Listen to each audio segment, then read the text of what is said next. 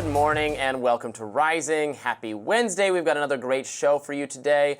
Niall, I think we wore our wedding singer suits. We're close to matching. We're close to matching in a way that I think it's just called clashing. I think so, but we're trying to make it work. We'll do our best. All right, let's get to our top story. Kamala Harris promising to end the filibuster in order to protect abortion, earning her the ire of Senator Joe Manchin, the West Virginia centrist, a former Democrat for many decades, but now officially an independent, says that Harris has lost his endorsement given this declaration. The saga began earlier this week when Harris gave an interview to Wisconsin Public Radio. Let's listen.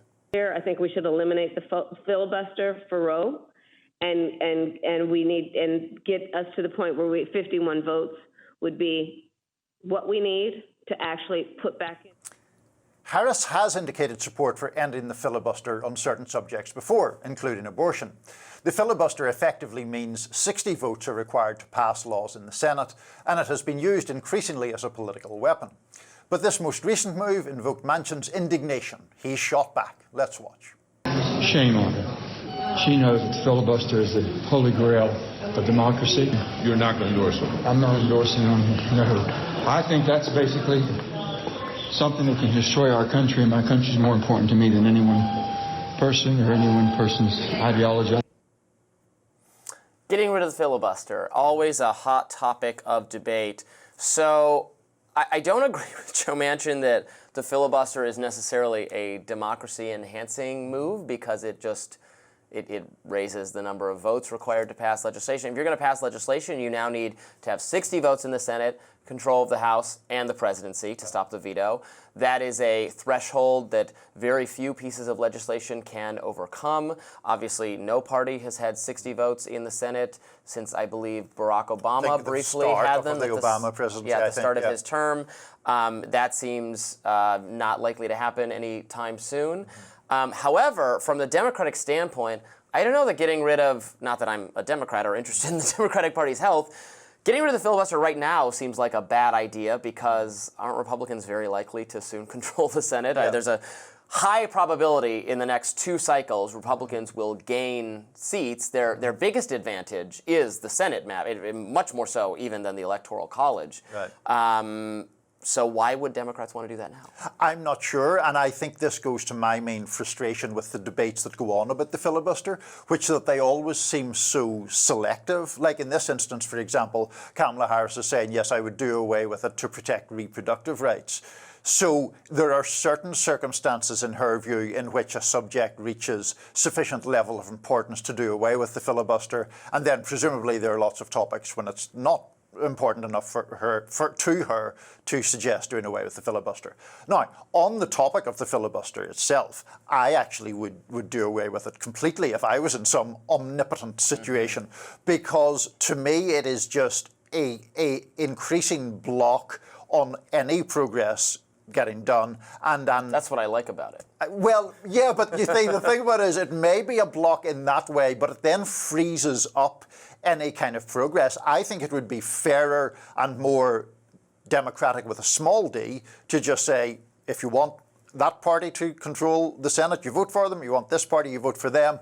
They will have a majority. If they take the White House and the House as well, they can enact their program for government. And if you don't like it, you can vote them out in 4 years' time and have another thing. I hear that. I mean, what I like about it is that it stops the government from passing a lot of legislation. Usually I don't like the kind of legislation they want to pass. Do you like any legislation that the government No, not really. passes? They want to spend more of our money, do more regulating, that kind of thing. Yeah. However, I will say the problem with our modern era where Congress doesn't do any legislating whatsoever because they can't, because of partisanship and the filibuster, that means that legislating is basically pushed to every other aspect of the government, whereas the federal government is just doing, the executive is just doing a lot of de facto legislation through executive orders, and then through the administrative state, which I very much object to because they're not elected at all. Right. There's not any democratic checks on them. And then, of course, the Supreme Court actually doing more and more something akin to legislating. I'm a little bit more defensive of the Supreme Court because I they're of my ideological bent. The majority control is right now, and I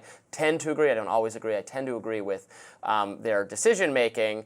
But on the administrative side, particular, it is bad. Now, I don't know that if Congress was doing more legislating, that would actually stop. They'd be legislating, and there'd be tons of rulemaking going on from federal agencies. But their ability to instruct the federal agencies on what to do is thwarted by the fact that the filibuster and other things. Yeah. So I think where we really disagree here is on broadly the desirability of the government taking action. Like, you're highly skeptical of government action generally, and I'm less so. The federal government, yes. Well, my whole point is the country has, for several decades now, faced all sorts of pressing issues that I would argue do actually need some kind of intervention. One kind of an argument as to whether the remedy for those problems is liberal and democratic or conservative and Republican. But the danger that I see is the system right now seizes up too easily. And I think not only does that stop people from enacting legislation, it also creates dissatisfaction among a public that just says, why does government not work at all? And I think that one of the reasons is the elected party often cannot enact its program of government. Let's talk about the politics of Joe Manchin not wanting to endorse Kamala Harris. What do you make of that? Well, first of all, I don't think Kamala Harris will be too heartbroken. I'm not sure that Joe Manchin brings some massive constituency along with him of Manchinites who are about to follow his endorsement one way or another. Frankly, I think Senator Manchin likes publicity and likes inserting himself into stories sometimes. He is no longer officially a Democrat, as we mentioned in the introduction, so I'm not particularly shocked by it. Yeah, I think every little bit counts, right? She doesn't want to have, this is a rare voice of dissent from someone ostensibly in her coalition. Ever since she has been coronated the nominee, she's derived almost universal support from not everyone with a D. I know he's not technically a D, but he's on the D side. So it's a little interesting to see some dissent. Yeah, no, some element of dissent is interesting. I just have always thought, like, Joe Manchin's one of those people who almost everybody in American politics has some reason to dislike. Like, Democrats think that he blocked their agenda by being too moderate, too centrist, and looking after himself too closely. Republicans tend to think he's just, he's a guy who's been a Democrat for decades, so they would prefer to have someone else there. But he was someone who was capable of getting elected in a Trump state, a massively, West Virginia, Trump-supporting state, and Kamala, in order to win this election, has to be able to speak to, not all of them, but some subset of otherwise Trump-inclined or not just the Democratic coalition. That just the Democratic coalition might not be enough for her, given that some minority groups are less enthusiastic about her, even than they were about Joe Biden last time around, despite her being a minority and ostensibly being someone who can identify with various progressive aspects of the Democratic coalition. But that is an unproven thing so far. She has to be able to speak to voters in places like West Virginia, Pennsylvania, et cetera. And Joe Manchin was someone who could do that, clearly. He was, but I just don't think that this particular topic will be the issue that sways, Well, this topic is a good topic steel workers outside Pittsburgh are not probably talking about the merits or demerits of the filibuster, right? Yeah. But I do take the point that obviously Harris does have to reach the centre ground of a kind that Manchin was able to win for. We have more Rising coming up next. Stay tuned. College students across the country are back at school. The spring semester was a very trying time for them, with many pro-Palestine protests fanning out and college administrators often unprepared to deal with the issue. It was especially trying for those who dissented from the majority viewpoint. Princeton professor Robert George believes all ideas should flourish and that students shouldn't hide and be quiet. He recently wrote about the issue of free speech for conservative students in a guest essay for the New York Times. He encouraged students who have been marginalized, even ostracized, for having different beliefs from the majority to speak out. These students include being pro-Israel and politically conservative. The 40-year Princeton law professor has had a front row seat to see how tolerance and diversity of ideas have unraveled on college campuses. That problem has become particularly acute over the last decade. As he writes, quote, When you defend the robust right of free speech for all, you help to secure a central value without which the university cannot pursue its mission as a truth-seeking institution. Joining us now to dive into this, Robert George, Professor of Law at Princeton. Welcome. Thank you, gentlemen. Good to see you. So let's just jump right into this. I was looking for things to disagree with in your New York Times essay, and I couldn't find many of them because it seemed to me a plea for intellectual honesty as much as anything else, as well as that diversity of opinion. So beyond it being the start of an academic year, why did you decide to write this now? Well, precisely because it was the start of an academic year, and I knew that students would be coming back to campus, and freshmen would be coming to university campuses for the very first time. And I had some idea of what they were going to face if they were students who happened to dissent from this or that prevailing dogma on campus, whether it has to do with Israel or economic issues or social issues. And I wanted to provide some advice based on my now nearly 40 years of experience for those students about how to navigate the situation they are going to find themselves in. Of course, the temptation is to lay low, to hide, to keep your mouth shut, to keep yourself out of trouble. But that's a mistake, because we have to remember our students are here to get an education. They have to remember that they're here to get an education. They won't be able to get an education unless they engage robustly with ideas, unless they're willing to say what they mean, say what they think, question prevailing dogmas, subject themselves to criticism, but also be willing to criticize views that don't seem to them to be quite right. Otherwise, we get an intellectual monoculture. Everyone's reinforced in what they already believe, and learning doesn't happen. Well, what do you say to conservative students who privately are afraid to express their political views, think that they will be, if not just socially ostracized, have protesters coming after them? We saw some pro-Israel students actually, ejected from areas of some campuses, told they couldn't enter them during the encampment phase of what took place last semester in the spring, who don't want to be vocal because they fear reprisal. Well, they're right to fear reprisals. I'm not going to tell you that if you follow my advice, everything's going to go okay and everything's going to be rosy for you and you're not going to have anxiety and trouble and issues. I wish I could say that, but that's not true. I recount in my op-ed some instances of students suffering real consequences as a result of speaking their minds. But what I want to say to these students is that it's worth it. It's worth it to take the risk in order to get this most precious of things, and that is a genuine education, an education in which, by practicing it, by exercising your right to it, you learn to think for yourself and to speak your mind. You learn to engage others in the kind of robust but civil discourse that enables genuine truth-seeking to go forward. And that's the whole purpose of a university. We do lots of other things. We do athletics, we do arts, and so forth and so on. There are political clubs on campus, there's this and that. But the reason that universities exist and the reason students should get university educations is to learn to be determined truth seekers and courageous truth speakers and lifelong learners. It is worth the risk. And I think it's important to underscore, particularly for viewers who haven't read your op-ed, although you yourself are personally conservative, I didn't read the op-ed as a conservative plea or a conservative partisan plea at all. It really seems to me to be arguing against groupthink, to be arguing that it is important to push back, to receive, and to give alternative viewpoints.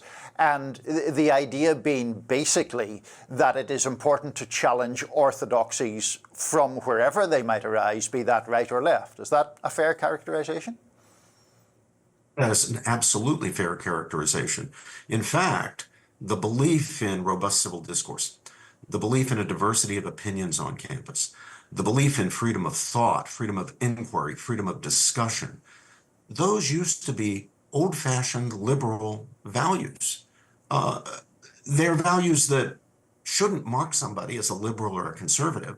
Those are values that liberals and conservatives, despite their many other differences, should share precisely because they've got, I hope, a shared belief that it's better to know the truth than to persist in error, even if error is comfortable. And we're never going to advance toward a greater understanding of the truth if we shut down debate, if we allow groupthink to take over, if we become tribalists and outsource our thinking to our tribe or group or clan or political party or ideological community. No, we need to be able to think for ourselves, not a liberal value or a conservative value. It should be both a liberal and a conservative value.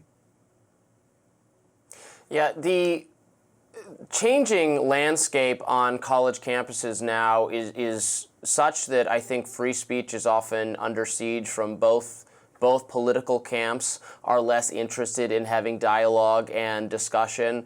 For years now, it's become more common, I think, to hear that people are afraid of uncomfortable ideas on college campuses, places that should be almost safe spaces for the expression of contrary and controversial information. And a lot of the values from the campuses in the last 10 years or so, hostile, I would argue, to free expression, have then permeated, have gone out into the wider culture in terms of some corporate norms, some norms for social media companies, the idea that wrong speech or hateful speech or uncomfortable speech ought to be not protected or ought to be shunned. Can you talk about that from an intellectual standpoint, and how can college campuses counter this, to my mind, disturbing challenge to the values of a free society? Well, looking at the campuses, it's certainly true that in some cases, threats to free speech on campus that are coming from off campus are coming from the right side of the political spectrum. In some states, there has been legislation or movement toward legislation that would prohibit the, quote, teaching of controversial ideas or some such characterization in state universities and public universities. And that's a genuine threat to free speech on campus coming from off campus. But when it comes to threats to free speech coming on campus, threats to free speech on campus coming from within the campus, that's much more often coming from the left. The pressure to have everybody think alike about issues such as, well, Israel, the Middle East, sexuality and marriage, abortion, environmental issues, some issues of economic policy. So you're right to say that there are threats coming from both directions, but if they're coming from the left, those are more likely the threats coming from within the campus. If they're coming from the right, they're more generally coming from off campus because there aren't that many people, certainly not that many professors on the right at university campuses in America today. One final question, Robert. In terms of the broader culture in America right now, I mean, you talked there about threats in the sense of direct threats to freedom of speech. But one of the sentences from your op-ed that jumped out to me is, it is only by allowing oneself to be challenged that one learns to be discerning. It seems to me that in a whole lot of areas, including social media particularly, people's willingness to be challenged seems to me to be diminishing all the time almost. Are those kind of social currents things that you're also concerned about? Very worried about that, because it's not just academic life that depends on tolerance of ideas and freedom of speech and willingness to be challenged. What we call Republican government, this great experiment in ordered liberty and self-government, depends on people being willing to engage their fellow citizens in robust civil discourse, treating each other when we disagree, not as enemies to be destroyed, but as friends with whom we happen to have a disagreement.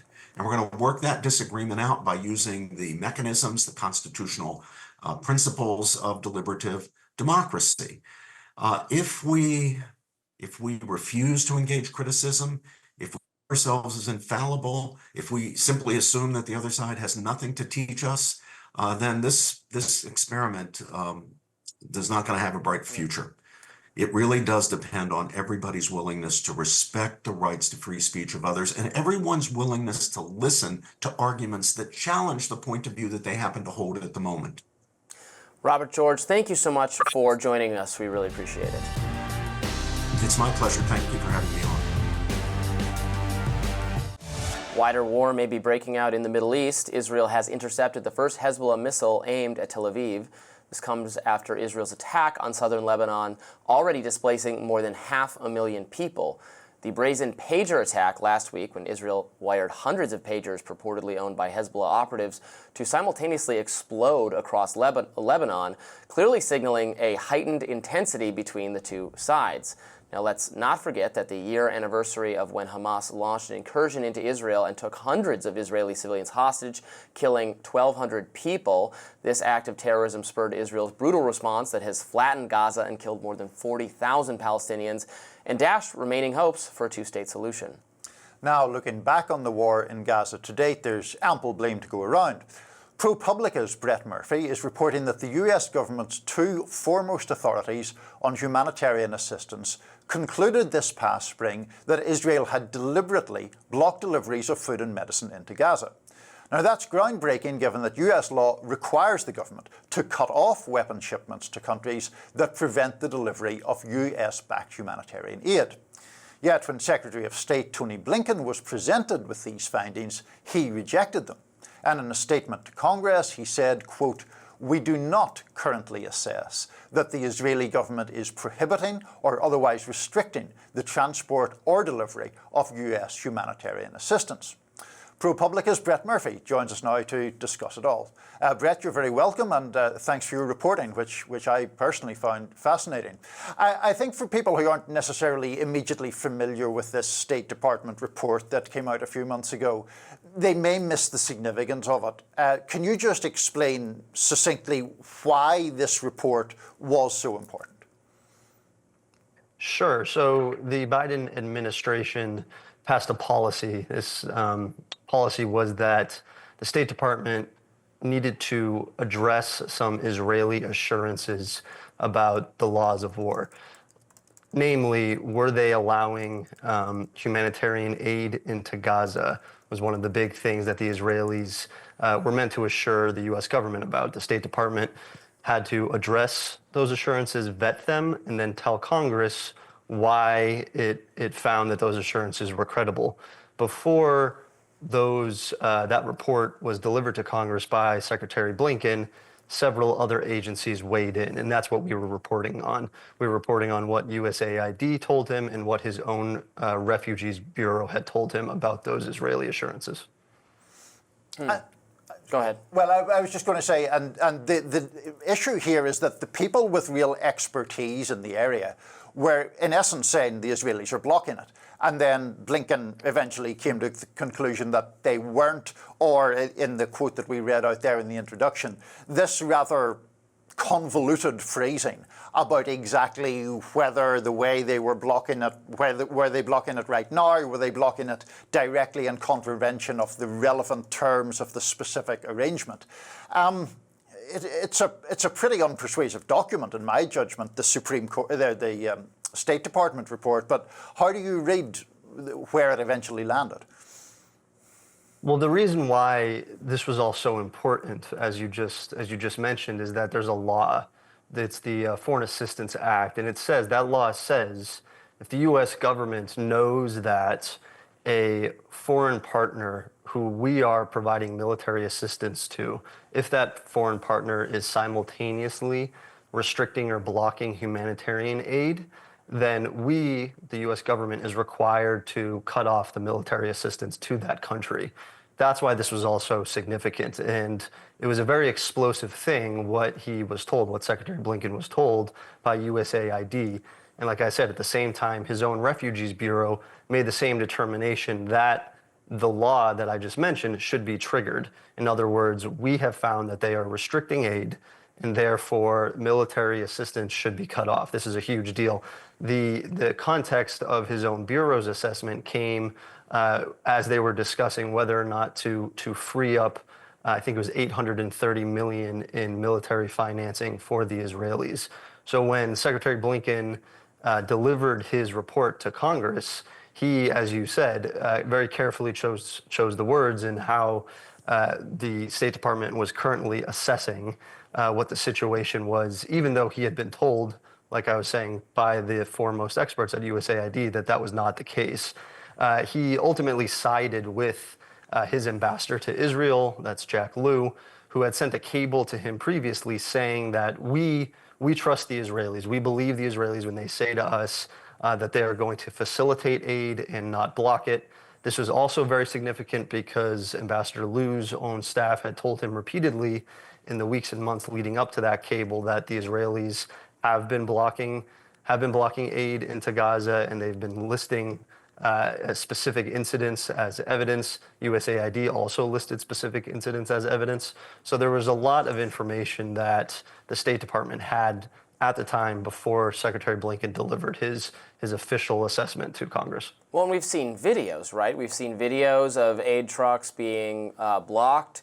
And then there was obviously what happened with the floating dock that was built by the U.S. to deliver aid that only functioned for a short period of time and cost a lot of money and was I think many people thought, a laughable project for delivering aid this way. But is there any defense the Israelis can muster? I'm just trying to play devil's advocate that, well, maybe it's unsafe or we're blocking it strategically at some times because this is an active combat zone and the humanitarian workers could come under threat as they have, as obviously the humanitarian workers who were killed that in a absolute horrific travesty. Does that argument make any sense?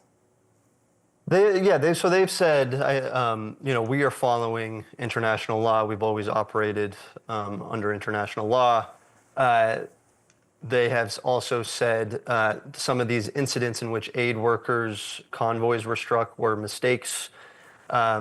These arguments have been leveled sort of all year long. USAID enumerated a bunch of these, and they listed why they didn't believe those arguments held water. They were repeatedly assured that new measures would be taken, they would be sufficient, they would make sure these things would stop happening. But in AIDS estimates, those were coming up short repeatedly. The one that kind of jumped out to me as I was reading their memo was flour.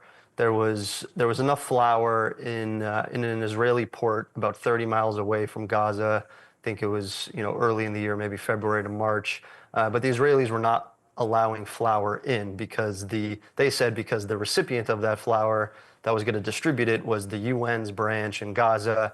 And as you probably remember, the UN's branch in Gaza was being accused of having ties with Hamas at the time. So they were not allowing flour in. And that flour, USAID said could have fed, I think, 1.5 million people for 5 months.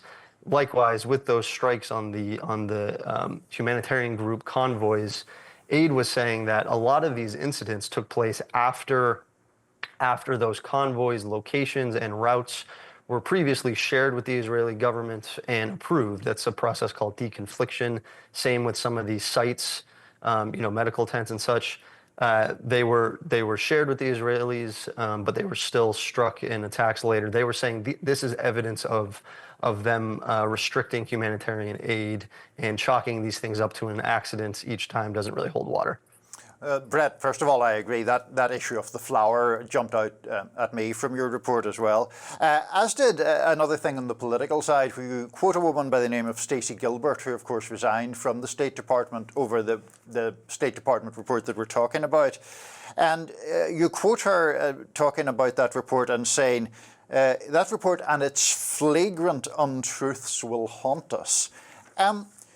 I know you're a reporter. I don't want to push you into sort of partisan situations, but do you ever get the sense that the outrage that maybe that report deserves is somehow dulled because it's a Democratic administration rather than a Republican administration?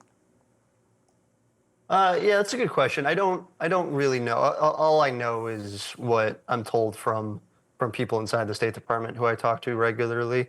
They have felt very frustrated at times. And I think a lot of those frustrations have been vocalized by those who have resigned. Stacey Gilbert is one of them for sure. It's hard to say, if this would be different, if it was a different administration. I don't really know. I think a lot of the people who join the State Department, they come from the Foreign Service. These are career civil servants who are very mission driven. And I think this is what is causing them some personal difficulty, is when they, have this mission that they signed up for, and if they don't think that the current policy aligns with that mission, that's what has been causing, I think, a lot of frustration. And when you see statements like Gilbert's, I think it kind of explains it in no uncertain terms. Brett Murphy, thank you so much for joining us. That was very, very informative. We appreciate it. Thanks so much, guys. Robert F. Kennedy Jr. participated in a roundtable this week where the conversation focused on America's chronic illness crisis. In his speech, he blasted Americans' unhealthy lifestyles, exacerbated by our foods, by Big Pharma, and by our Congress, now over 100 members of whom have received funding from Nordic drug Ozempic. Here's a clip from the roundtable discussion. Let's watch. And there's a push to recommend Ozempic for Americans as young as 6 over a condition, obesity, that is completely preventable and barely even existed 100 years ago. Since 74% of Americans are obese, the cost of all of them, if they take their Ozempic prescriptions, will be $3 trillion a year. This is a drug that has made Novo Nordisk, the biggest company in Europe. It's a Danish company, but the Danish government does not recommend it. It recommends a change in diet to treat obesity and exercise. Kennedy added that at half the cost of Ozempic, $3 trillion for Americans yearly, the government could provide organic food plus a gym membership to each person in the U.S. Independent Senator Bernie Sanders weighed in on the matter at a congressional hearing, saying, quote, "No company should get away with charging Americans up to 15 times more than other countries for a life-saving drug." Let's watch some of what he said in that hearing. The price you are charging Americans for Ozempic is still nearly $600. That's with all of the rebates and all of the discounts. That's over 9 times as much as people in Germany pay for the product. And the price you are charging for Wegovy to Americans is over $800, nearly 4.5 times as much as it costs in Denmark. Now, these comments from Sanders follow a new report released Tuesday showing that not just obesity, but severe obesity is on the rise in the United States. Commissioned by the Centers for Disease Control and Prevention between August of 2021 and August of this year, the study found almost 1 in 10 of those surveyed reported severe obesity. Women were nearly twice as likely as men to report severe obesity, and overall it climbed from 8% of the population to 10% in the last decade. Now, while severe obesity is up, obesity has not changed overall from a decade ago. People with a body mass index of 30 are considered to have obesity. Those with a BMI of 40 or higher have severe obesity. Well, look, I appreciate Robert F. Kennedy Jr. shining a spotlight on this issue. Rising rates of not obesity, but extreme obesity, particularly for children, are a huge problem. I don't think giving gym memberships to people would be an answer at all. Again, that so many people have made bad health decisions for a variety of reasons, for societal factors. I'm not saying it's all your fault that you're overweight. But if you've fallen into that condition, just like, improving your eating, improving your exercise regimen is very hard for people who are suffering from severe obesity. So I don't know that that's necessarily the solution. Now, I don't love the idea of just giving more drugs and more pills to everyone and fixing everything that way either, but I would not be, and of course, Big Pharma is going to benefit from selling things like Ozempic, but I do think Ozempic is going to be the solution for a good number of people who find themselves in the solution. Or tell me what the solution is, but it's not going to be just giving gym memberships to people. So I've genuinely mixed feelings about this because I know people who have used Ozempic. They've found it very useful. I know a friend of mine who's politically left of centre argues that it could really help people, help public health, bring obesity rates down and all of that. The difficulty I have, and this may be unusual where I have more sympathy with Robert F. Kennedy than you do, because I'm not a huge fan of his, but here I do see the argument that it's just, firstly, it's supplying or making it easier to supply people with a drug that is manufactured commercially, and therefore the drug makers have an interest in promoting its use. But the other thing is there a broader argument against the quick fix of medication or a pill versus looking at all the additives, all the other bad stuff that is in our food. Kennedy, in those remarks we played, mentioned obesity was not a problem. I can't remember what time frame he said, 50 or 70 years ago. Now, is that only because we have become more sedentary, or is it actually because there's more corn syrup, there's more chemical additives in food? The processing of the food. I mean, this is purely anecdotal, and I hate making anecdotal arguments, but I've experienced this. So many people I know have experienced this, that when you go to Europe and you eat, people go on vacation, right? We go as tourists. We eat. I went to Italy a year ago. You eat tons of pasta. You drink tons of wine. You don't gain any weight compared to here, where it's like there's something in the food supply that is just bad for you. It makes you feel gross. It makes people become overweight unless they're very, very, very active, and that is a real effect. So I hear that, and I just don't want to just like throw pills at people either. Although I think the category where I'm more concerned about over-medicating is for the more emotional kind of well-being. You know, give everybody antidepressants, give everybody stimulants. Every kid has, you know, some version of hyperactivity or autism or something, so they need some kind of pill that has very limited, you know, if you look at the research, very limited positives to be said about this. Of course, some people do benefit from them. Some people benefit from all of these drugs being available, and I don't want to make I don't want to, you know, gatekeep and make it more difficult to get medicine for you that you may need. I think that's, you know, your choice or your choice with your doctor. But just, you know, giving that to everyone society-wise is not often going to be the answer.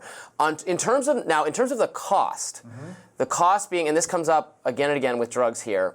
I saw Lena Khan complaining about this on 60 Minutes a few days ago. Bernie Sanders complains about this all the time, that the drug companies charge different prices in different countries. They charge us more here. And, you know, and that's consistent with every product being charged differently. Like the same, you know, Starbucks prices are going to be slightly higher in a city than in the rural parts of the country.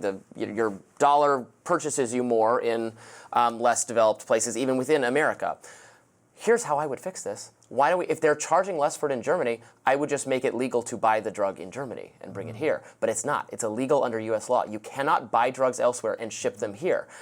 That would immediately fix this problem of the drugs costing less in other places. You just Amazon and have it brought in here. We could do that right now. But the US government makes it illegal to purchase drugs in other countries. That's why people have to go to Mexico and smuggle them in. We could just fix that, and then they couldn't charge it differently. We could be a global marketplace.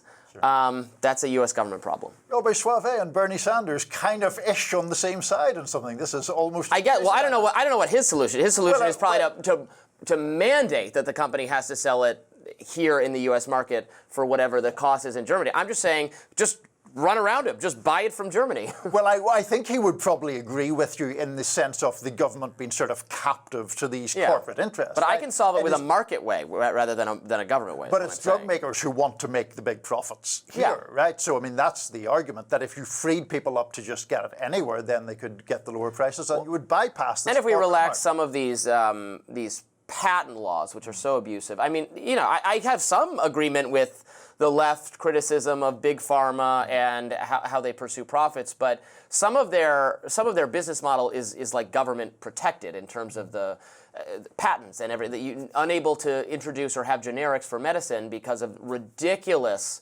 Again, this is public policy. This is not a totally free marketplace. This is saying you can't sell a different firm, can't sell a rival product, which would help bring down the cost, because we, the government, are arbitrarily saying only this firm has the right to sell this product. We could fix some of this with market solutions, is all I'm saying. We could, but we could also get, food manufacturers to have less sugar and less corn syrup and all that in food. I know we were talking about disliking anecdotal evidence, but I remember trying to reduce food in my diet. I happen to like bacon. You need to buy bacon that says no sugar added. It is so rare that we don't add sugar to bacon, that no sugar added bacon is a thing. That seems crazy to me. Just eat a giant pile of bacon. Bacon is good for you. It's meat. It's exactly. It's the kind protein, of all you need. The whole cutting carbs thing does kind of work. Is these glorified Atkins diet or paleo diet or whatever? That does actually work. This is very true. More Rising right after this. Another Sean P. Diddy Combs accuser came forward on Tuesday in a press conference alongside famed attorney Gloria Allred, who's known for taking on powerful men. Her client spoke out for the first time publicly. Let's watch. The internal pain after being sexually assaulted has been incredibly deep and hard to put into words. It goes beyond just physical harm caused by and during the assault. Some of the hardest parts of this pain are the shame and the guilt I have experienced that plays a negative part in my day-to-day ability to function properly. Being blamed, questioned, and threatened has often made me feel worthless, isolated, and sometimes responsible for what happened to me. Graves detailed the physical and emotional toll she suffered, including PTSD in the years since the alleged rape. Allred announced a lawsuit Graves filed against Combs, alleging he and his head of security raped her and recorded it on video at the rapper's New York recording studio in 2001.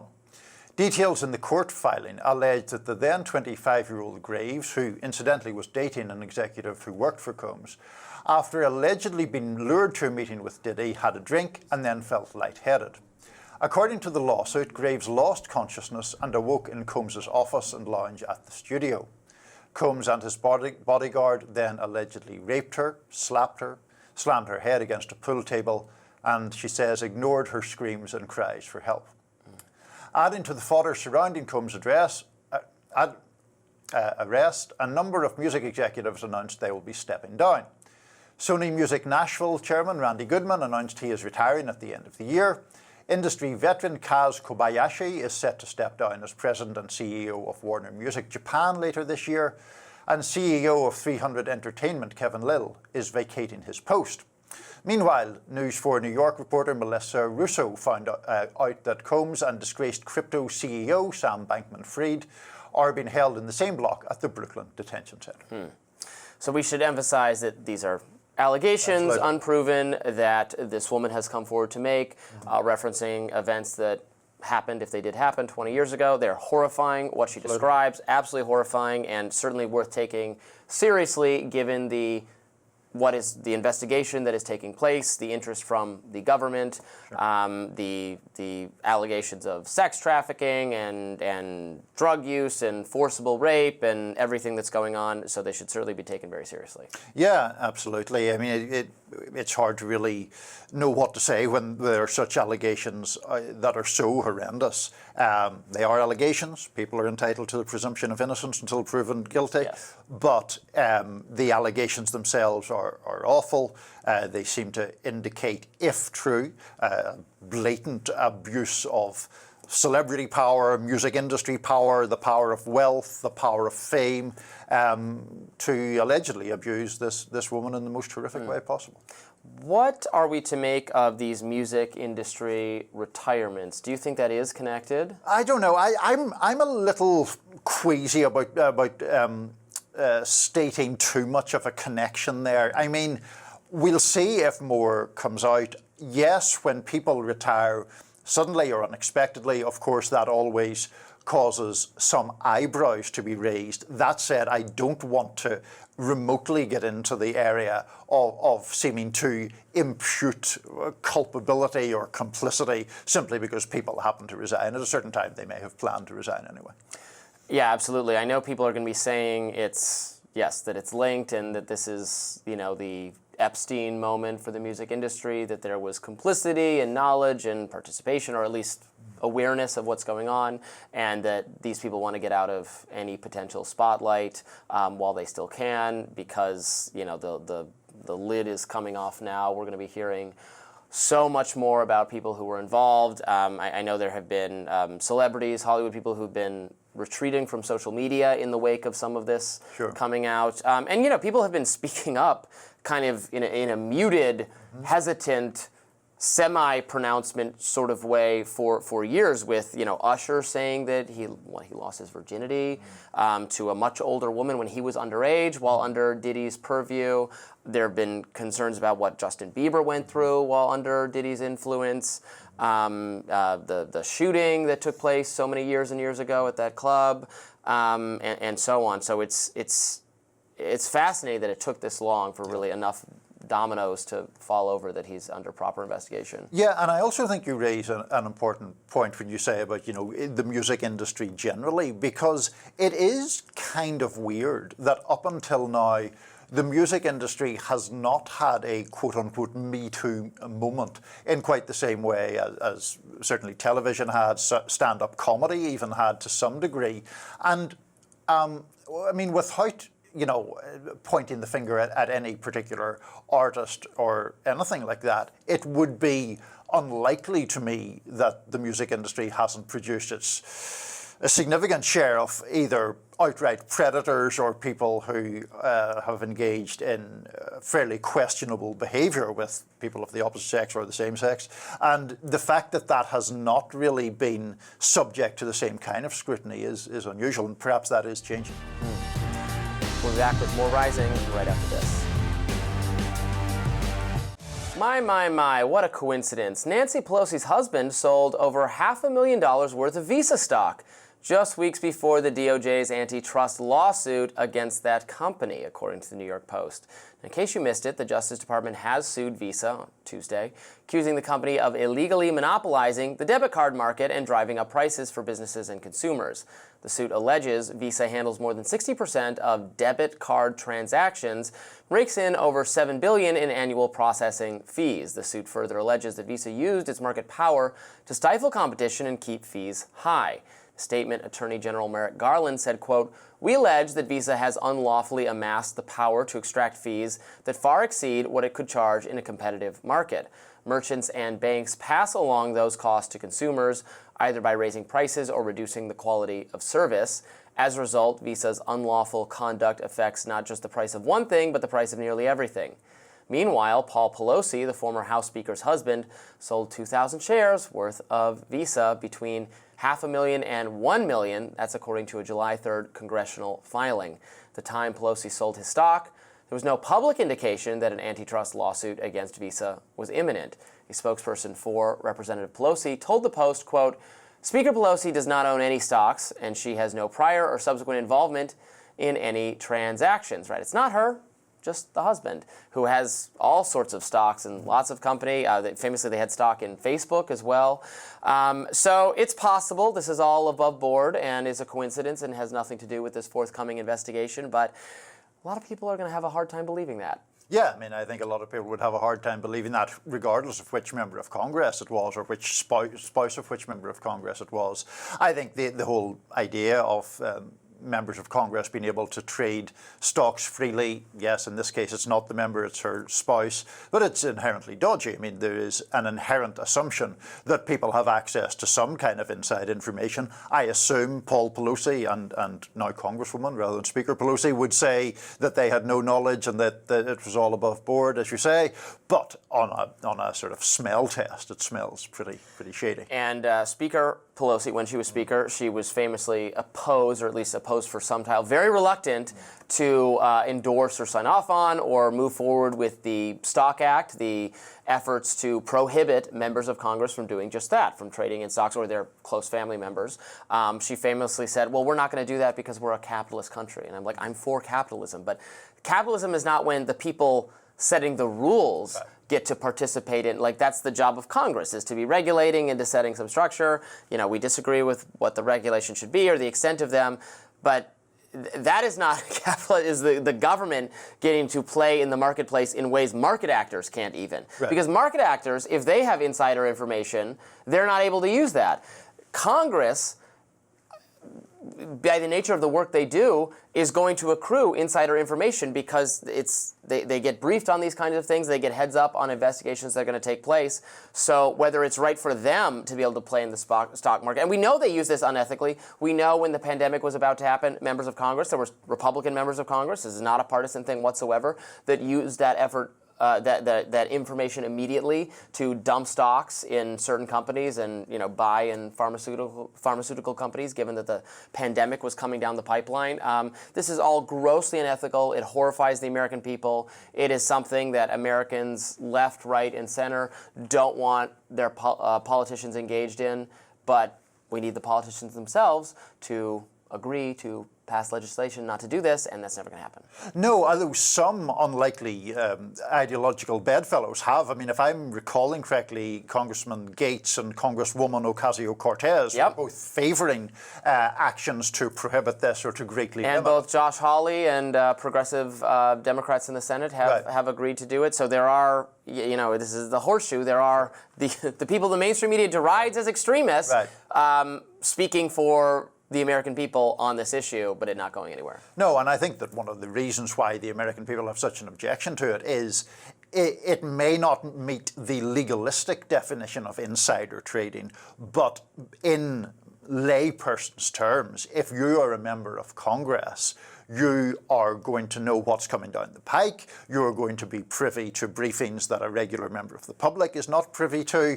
You're going to have a feel for what legislation may pass or may not pass, what regulation may be coming or not coming. All of those things play into business decisions, business outlooks, a decision on whether company X, Y, or Z are shares that you should buy or sell. And so in that sense, it just seems blatantly unethical. Now, let's talk a little bit about this actual investigation by the DOJ into Visa. They're saying monopolistic practices, unfair marketplace competition, raising prices, that kind of thing. I'm interested to learn more about this and what their argument exactly is. I guess my skepticism would be that it's not like your debit card is your only. I mean, there's so many. They compete against credit cards. Now they're competing against PayPal and everything else we use to pay each other. I'm thinking of Venmo. Sure. It seems like the marketplace for things you can use to make financial transactions has gotten way more competitive in recent times. So maybe they're just narrowly focused on only the debit card space. Visa has some kind of unfairness, but like they can lose ground to just other methods of paying people. So I guess I have a little bit of skepticism. The thing that I'm going to be most curious about when the details come out is what are Visa alleged to be doing that American Express or MasterCard or whomever is not alleged to be doing.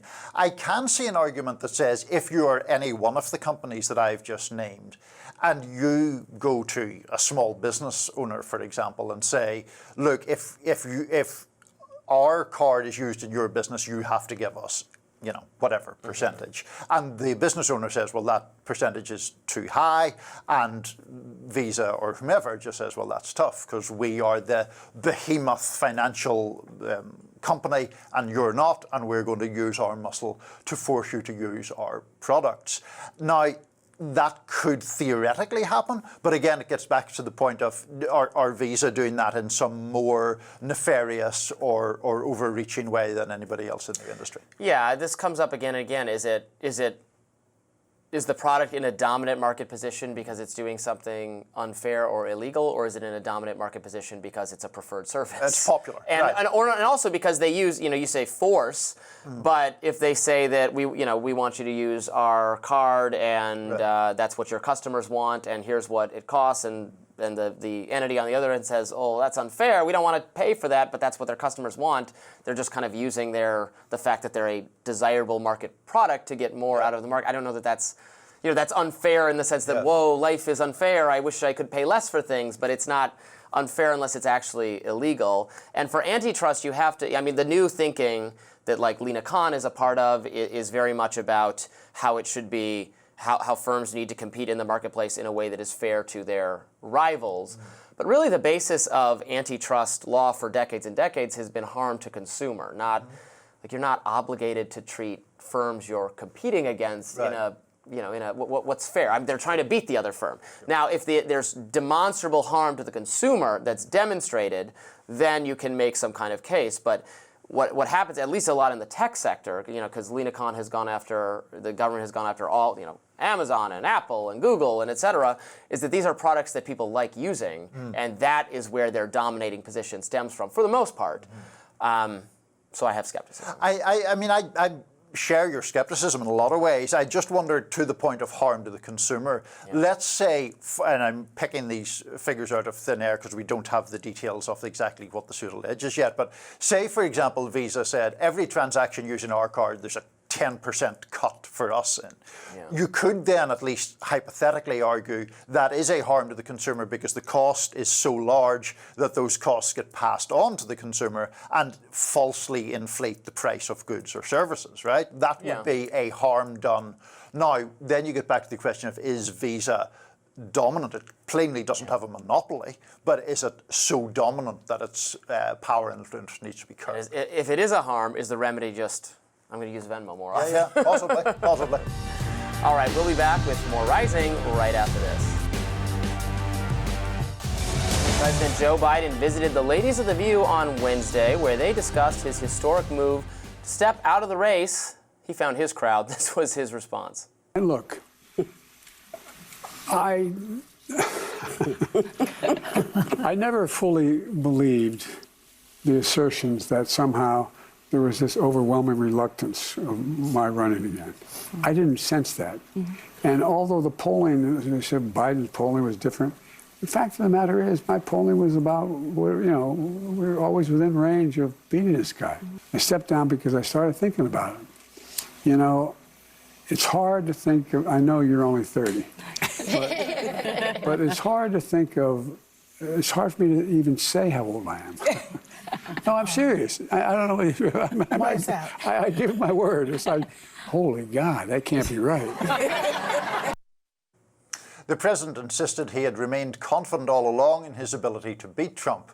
Co-host Whoopi Goldberg didn't mince words about how his decision to exit unfolded. Let's watch that. I didn't like the way they did it. I'm going to just say it out loud because nobody says it out loud. I didn't like the way it was done publicly. I thought they could have done this in a different way because we didn't need to hear all the inner fighting. I didn't like it. I'm saying it to you. You were my ride or die. I was going wherever you were going, that's what I would do. So I just wanted to say that because I always felt you were going to probably do 4 years and then try to figure out where to go with Kamala. Then he just wouldn't go. He was like a bug. He just kept being there. He was like a bug right there. Zzz. Biden also said that he had always thought of himself as a transitional president and that he is at peace with his decision. So, I don't know what polls he was looking at. That vibes-based, I was always within striking distance, kind of suggesting that it wasn't that much different between him and Kamala Harris. I'm sorry, that's just not true. Right. That is factually incorrect. He was in striking distance in the sense that a massive polling error in Trump's favor would have meant he could possibly have won. Right. This is a very closely divided country. But by the end, over the course of 2024, his polling in the swing states had collapsed. He was behind by 3 points, 5 points, 8 points in many of these states, in Michigan, Pennsylvania, Wisconsin, Arizona, Georgia, etc. He was looking to like he was going to lose them all. Kamala Harris has improved on that position. It's now very close in all those states. She's a little bit ahead in some of them. Now, you can argue that that's not going to be enough because the polling errors in the past have been in Democrats' favor, so she's not up by enough to maybe overcome that error. We don't know. It's going to be a close election. But there's no argument that her polling is better than his, and that his was getting to be on the I have a 20 to 30% chance of winning this election versus hers, I have a somewhere between 45% and 55% chance of winning the election. Is that fair? Yeah, I think that is right. There's no question at all that Kamala Harris has a better chance of winning this election than Joe Biden did. Yeah. And that's the problem when, I like Whoopi Goldberg and I think she's trying to be nice there, but to say she was ride or die for Biden, the problem was you were going to die, politically speaking, if you were a Democrat, right? There was no riding to victory victory going on there, it seemed almost certain that he was going to lose. I mean, the idea that a major political party sort of took leave of its senses and just jettisoned a sitting president for no reason, like, that's not true. We all saw what happened in that disastrous June debate with Trump.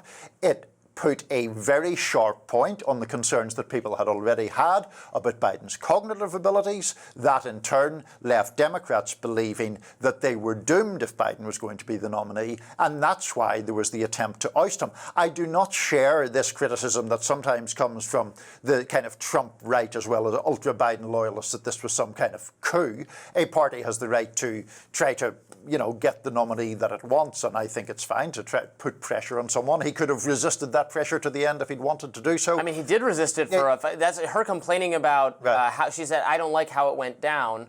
Well, that's on him. Right. That's his doing. Right. He didn't go quietly or easily or immediately. I mean, the cardinal sin was deciding to run again for re-election in the first place.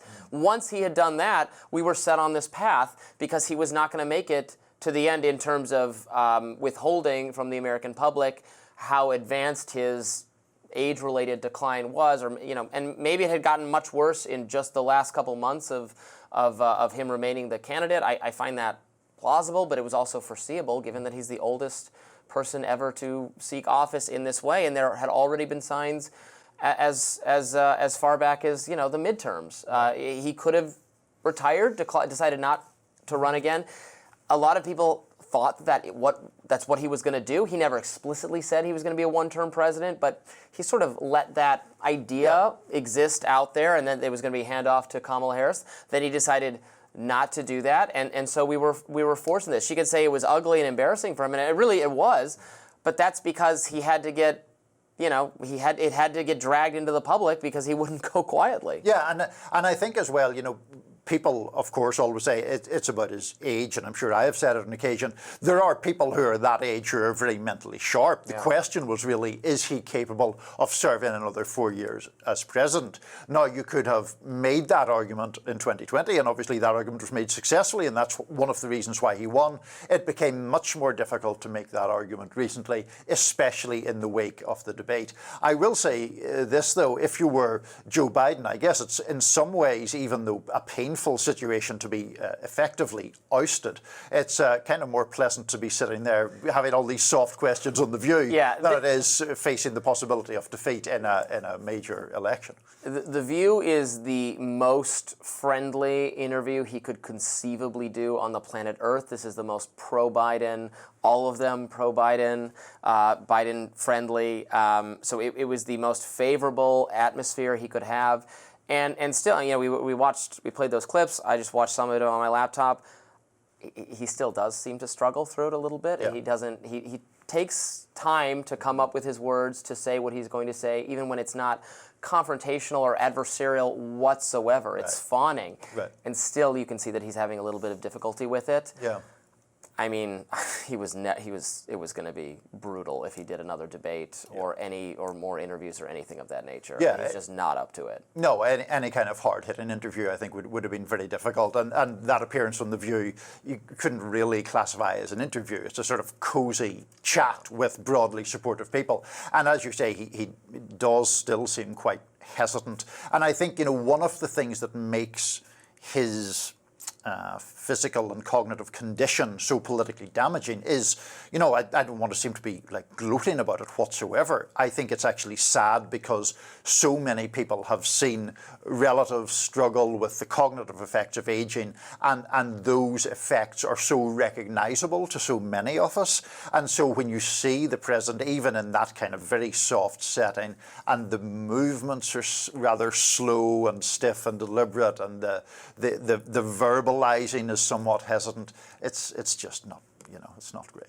Yeah, and it affects everybody differently. Joy pointed out, I don't think we played that clip, that she's actually the same age as Biden, and while I do find her commentary somewhat unhinged and is probably not very popular with people watching, I would not say that she lacks an ability to speak and communicate at all. She's not hampered whatsoever compared to Joe Biden. So it affects you at different ages. Oh, absolutely. And even in the political realm, Bernie Sanders, I think a few months or a year older than Biden. Now, people can love or hate what Bernie Sanders stands for, but I don't think many people, if anyone, really really makes the argument that he's in any sense cognitively impaired. Absolutely. We'll have more Rising right after this. Trump's campaign is still having hacking issues. This time, a 271-page dossier on Senator J.D. Vance, dated February 23rd, 2024, was sent to popular information writer Judd Legum. The person who sent the dossier suggested he was the same person who also provided the stolen internal Trump campaign materials to Politico, the New York Times, and the Washington Post in July and August. Legum was also sent a dozen purported emails to and from top campaign staff. Those emails span an 11-month period from October 2023 to August 2024. Plus, Legum received a letter from an attorney representing Trump to 3 individuals at the New York Times, which had not been made public. This letter was eventually verified. Now, documents on North Dakota Governor Doug Burgum and Senator Marco Rubio were also sent. These are from 2024, and all were labeled privileged and confidential. Legum and his site Popular Information have said they will not publish or excerpt the Trump campaign materials, writing that they are, quote, stolen, and publishing the documents would be a violation of privacy and could encourage future criminal acts. Other news outlets have made similar decisions, believing that the material would not benefit voters and could interfere with the election process. Legum suggested that it could all be tied to a foreign actor, and he pointed out a threat analysis published by Microsoft that said in June, Mint Sandstorm, a group run by the Islamic Revolutionary Guard Corps Intelligence Unit, sent a spear-phishing email to a high-ranking official of a presidential campaign from a compromised email account of a former senior advisor. The following day, the Trump campaign said it was the victim of a hack by a foreign actor. Meanwhile, last week, Politico reported that Iranian hackers had sent sensitive information stolen from the Trump campaign to President Biden's campaign in June and July. And let's not forget 2016, when top Democratic Party officials were hacked shortly before the presidential election, and that resulted in the leak of embarrassing emails to and from Hillary Clinton. A Clinton aide reacting to the Trump campaign leaks told Time, quote, "This double standard is unconscionable," unquote, and said there was never this level of cautiousness on any story when Clinton was the victim of illegal hacks, let alone one with potentially salacious details. So I do think there is a double standard here in that the Clinton stuff was published and the Trump stuff has not been. But I would say it's going in the wrong direction, because I just think I think they should publish or could publish the information about Trump. It was obtained illicitly, but the people who obtained it illicitly are the ones violating the law. I mean, this is no different than the Pentagon Papers or Julian Assange. You have the right to publish information you obtain. If you obtained it illegally, then you've broken the law, but no one is alleging that's the case here. So I don't know why it is not being published, frankly. Yeah, I mean, the key question is the veracity of the information, and there does not seem to be a huge question mark around that, right? Yeah, they shouldn't publish, the Steele dossier, unsubstantiated. Or any other just false information. But, the Clinton people kind of annoyed me in 2016 because a lot of it was rather sanctimonious. You and me both, brother. Oh my God. I mean, the point about it was, no source ever in journalism is acting out of saintly or martyrdom motives. People always have a selfish motivation to give you stuff, to provide information, to provide stories. And so to then sort of pontificate as to the rights and wrongs of the source of the information seems to me less important than is the information accurate? Now, what we have here in the Trump case appears to be, because they haven't leaked these documents to me, sadly. Hint. Any time. What appears to be the case is these news organizations have, they are queasy about the origins of the information, but B, they're making the argument that the information is not in the public interest, even though it may be of interest to the public, right? It's not somehow, or at least that seems Legum's argument, that it's not significant enough information to publish. There might be something to it. It certainly doesn't sound that significant. What it sounds was like vetting documents for the Trump campaign going through Doug Burgum, Marco Rubio, and the eventual pick, J.D. Vance, and weighing their strengths and negatives, mostly based on, I think almost entirely based on information we already know. It's already known. It sounds like, based on what Politico and the New York Times said, I can't remember which outlet specifically, that the Trump campaign vetted J.D. Vance. It was like, oh crap, he called Trump a Hitler Nazi a bunch of times in 2015 or 2016. Which we all know. Which we all know. So it doesn't maybe matter that much. Maybe it's interesting exactly to see how the Trump campaign thought about that they use language like, yeah, that's a potential vulnerability.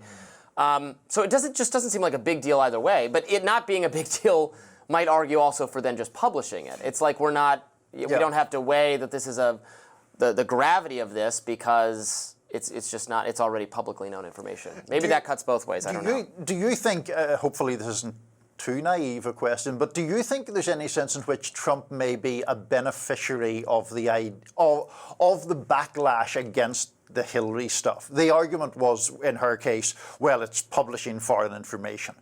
Could it be that he now is benefiting from that skepticism? Which is the height of ironies, because again, as you and I very much agree on this, that was really kind of a BS argument last time. Absolutely. They were so whiny about it, the Hillary Clinton campaign people, about you coming up with, and campaigns are always whiny about this. Mitt Romney's people were, mad about the video and the 47%. Right, which that was a private conversation, and it wasn't treated like a private conversation by the media outlet that got a hold of it. I think that was Mother Jones or something like that. That's my recollection. And you know what? Tough cookies. That's the way it goes.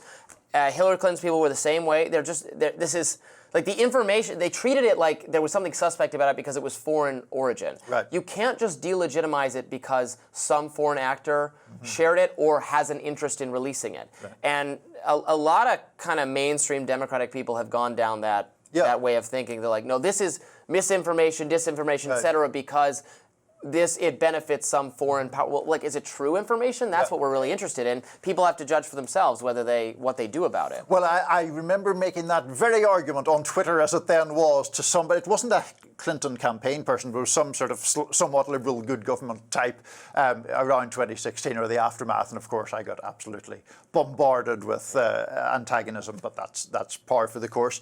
One other sort of side issue on this point, Robby, do you think it's weird that Legum has this attorney's letter that is from much more recent provenance than the initial leak? It appears that whoever the foreign actor is, whether it's Iran or someone else, still has the capacity to extract But they were able stuff. to get new information. New information. That is what it sounds like. It was a little, I was trying to get the timeline exactly straight. Right. It looks like the information that was sent to Legum was the other stuff plus some new stuff. Exactly. So that does suggest that he was able to get, or whoever the actor is, was able to get some new stuff. Yeah, which is a bit weird. I would feel disconcerted if about the Trump campaign. Trump campaign cybersecurity. Exactly. If Change your password, guys. No more password 1234. It's you gotta two-factor authentication. Put it in. Oh, God, I hate two-factor authentication. It is so hard to log into everything these days. You're not running a presidential campaign, though. Yeah. I'm going to be an old man yelling at a cloud with all these hoops we have to jump through just to log into things these days. That does it for us today on Rising. Thanks so much for tuning in. Be sure to like, share, and subscribe so you never miss any content. And for those of you who like to listen while on the go, we're now available anywhere you can find podcasts. See you tomorrow.